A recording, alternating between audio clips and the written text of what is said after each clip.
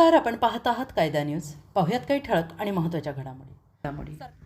जनशक्ती नगरविकास आघाडीच्या माध्यमातून परंडा शहराचे माननीय आमदार सुजितसिंहजी ठाकूर साहेब, माननीय आमदार राहुलभैया मोटे साहेब, मुकुल मालक देशमुख, ॲडव्होकेट दादासाहेब खरसडे, सुभाषसिंह सद्दिवल साहेब, रणजितदादा पाटील, मेघराजदादा पाटील तसेच बहुसंख्य कार्यकर्ते यांच्या उपस्थितीत माननीय आमदार कैलासवासी ज्ञानेश्वर तात्या पाटील यांचे चिरंजीव श्री विश्वजित ज्ञानेश्वर पाटील यांचा नगराध्यक्षपदाचा तसेच आघाडीच्या सर्व उमेदवारांचा नगरसेवक पदासाठी अर्ज भरण्यात आला. कायदा न्यूजसाठी प्रतिनिधी रावसाहेब गायकवाड, परंडा.